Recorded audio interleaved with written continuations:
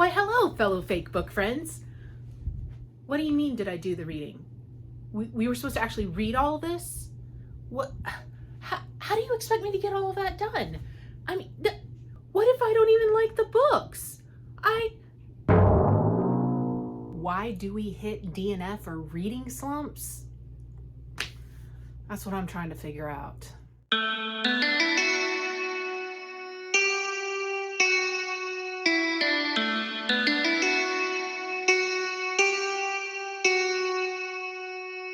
Okay, before we get to talking about DNFs and reading slumps, let's go ahead and get this part out of the way. This is my second time recording this video. I finally had a rendering error, or whatever you want to call it. I don't know why, but 2 minutes into my video, it turned into this. So, there's some things that I've learned about myself. That's right. I sound like a demon. Take two. I wanted to talk about DNF and reading slumps because it's very personal for me right now. If you do not know, DNF means did not finish.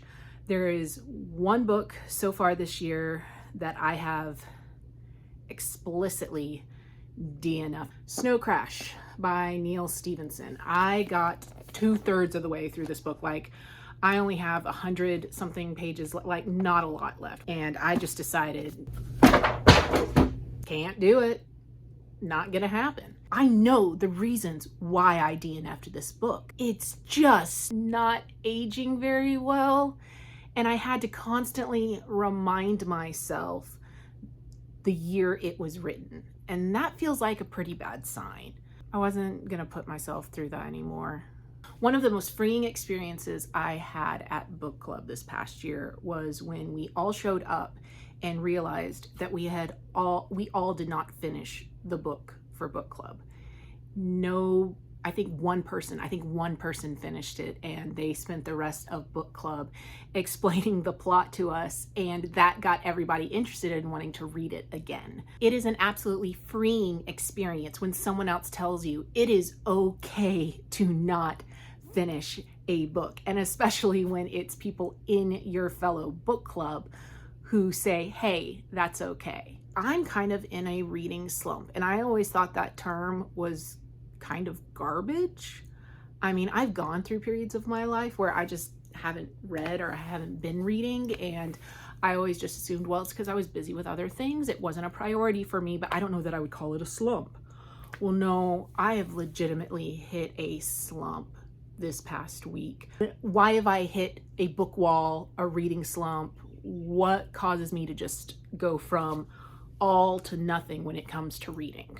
I have three main ideas. I think the first one is just not being interested in the book. I think it's the most easy one that everybody identifies. Every single booktuber you see will say, if you're not interested in a book, there's too many books out in the world. Don't waste your time. Just stop reading, DNF it, and move on with your life.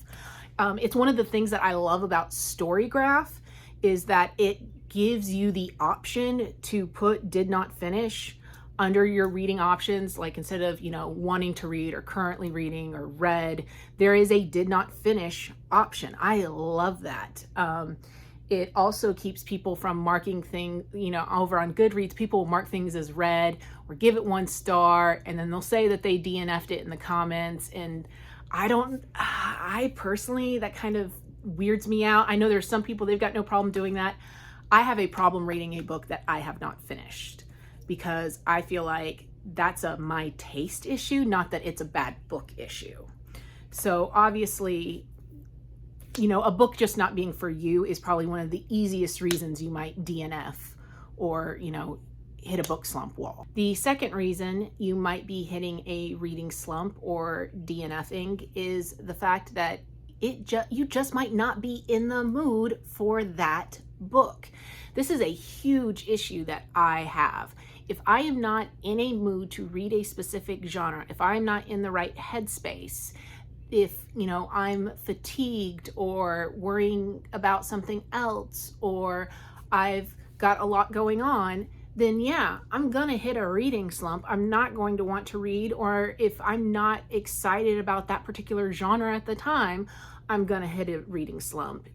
It's just overwhelming when, you know, you're reading an extremely sad book and you're trying to deal with your own turmoil and emotions. It's kind of like walking down the street and, you know, you're in your own head, in your own space, and somebody, especially somebody you don't know, telling you to smile and you don't feel like smiling. Why should I smile?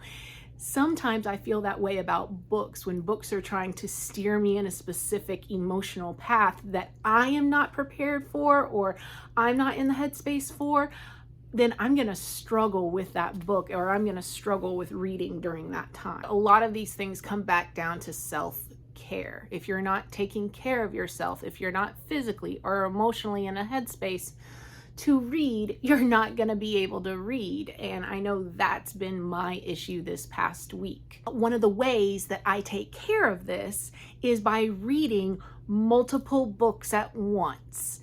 And I know that might seem counterproductive, but Jessica, you're just putting more on your plate.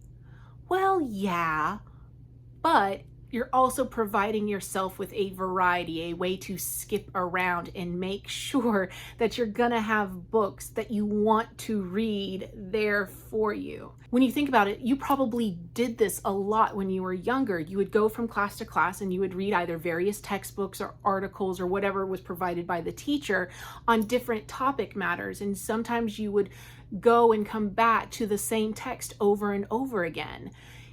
It's the same way, or it can be the same way in our reading lives too. For example, I am reading through the Game of Thrones series. However, these can be really long or chunky books. And so in order to deal with that or to break that up, it's not something that I just read through constantly. I might read like just a couple of chapters at a time in between or while I'm reading other books. So I always have a fantasy on hand, but then I might have several other books that I'm reading. Like right now, I'm reading the Game of Thrones book. I'm reading The Last Quintista. Just this last week, I finished The Haunting of Hill House, and then my husband and I are reading Small Gods by Terry Pratchett.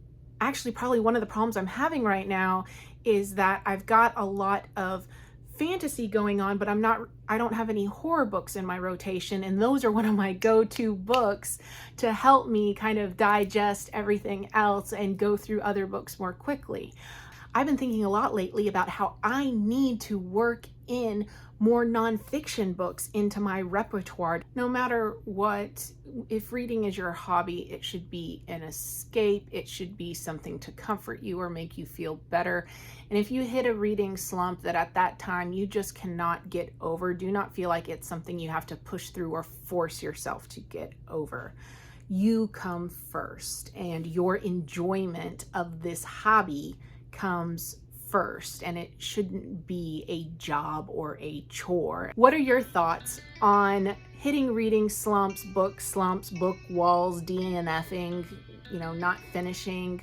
What tips or thoughts do you have? Please go ahead and leave those in the comments below.